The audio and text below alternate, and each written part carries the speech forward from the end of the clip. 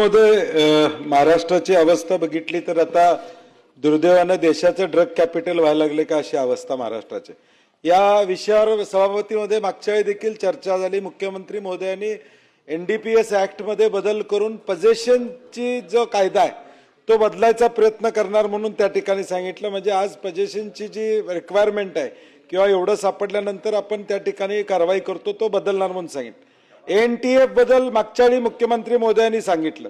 NTF तुम्ही स्थापन केले, 346 पदाची भरती तुम्ही काढली, 200 भरती झालेली आहे, अजून 146 पदं तुमची रिक्त आहेत। मी सूचना त्यावेळी सभापती महोदय काय केली होती, आपण ते खातं सांभाळेल। गडचिरोलीला जो नियम आहे ह्या ड्रग्ज बद्दल जर हे शासन खऱ्या अर्थानं सिरियस असेल, ह्याची व्याप्ती एवढी आहे, एका वर्षात 14 कारखाने आपल्या महाराष्ट्रामध्ये कारवाई झाले। किती? 14 कारखाने एमडी तयार करणारे 14 कारखाने। ह्याला राजाश्रय असल्याशिवाय हे होते का या राज्यामध्ये?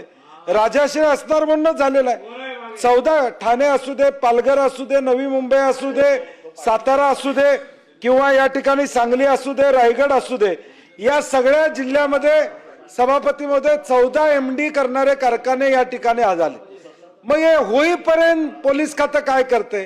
डीआरआयने रेड केल्यावर साताऱ्याचे पोलीस जागे झाले माझ्या माहितीप्रमाणे, बरोबर ना? तोपर्यंत खातं जागा झालं नव्हतं। म्हणजे डीआरआय रेड करते तोपर्यंत उघड्या डोळ्याने या ठिकाणी चाललं होतं। माझा सभापती महोदय स्पेसिफिक प्रश्न या ठिकाणी, तिकडे लाडक्या बहिणीला 1500 रुपये तिकडे द्यायचं चाललंय, इकडे लाडका भाऊ जिवंत राहणार आहे का नाही त्याची काळजी पहिली घ्या। लाडका भाऊ उद्याची पिढी उद्ध्वस्त चालल्या।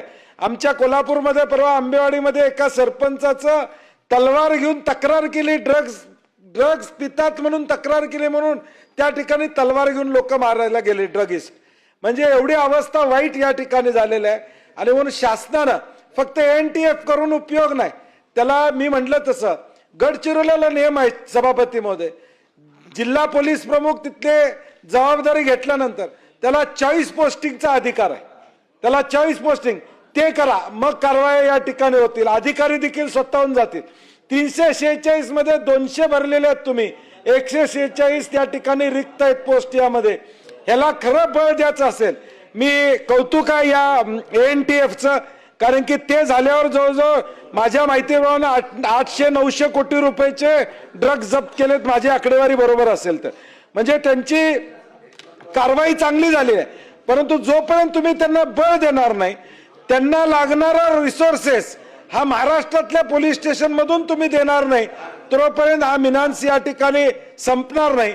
आणि ज्या पद्धतीनं आता शशीभाऊ म्हणले की मोकोका, माझं म्हणणं आहे सभापती महोदय की या 14 कारखान्यामध्ये एमडी तयार कसं होतं, केमिकल्स या ठिकाणी वापरले जातात, सॉल्व्हंट वापरले जातात, कुठून येतात?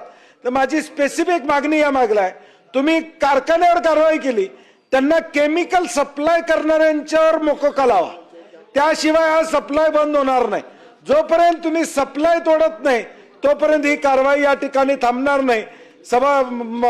मंत्री महोदय तिकडे न बघता तुम्ही ती जाहीर करा कारवाई। इथे सप्लाय करणारही पार्ट ऑफ द ऑर्गनायझेशन आहे।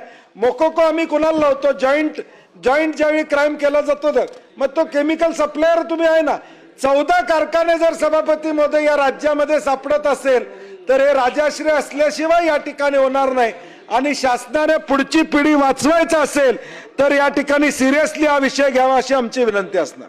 मला वाटतं ड्रग्सच्या बाबतीमध्ये महाराष्ट्रामध्ये अर्थातच हा विषय आपण गांभीर्याने घेतलेला आहे आणि ह्या ज्या कारवाया आहेत ह्या भविष्यामध्ये अजून अग्रेसररित्या आम्ही करू। आविष्कार इन्फ्रा तुम्हाला देत आहे विविध लोकेशन्सवर एनए प्लॉट्स आणि प्राइम फ्लॅट्सचे प्रोजेक्ट्स। नंदिनी जाधव नगर, शांत निवांत कोल्हापुरात घर म्हणजेच नंदिनी जाधव नगर।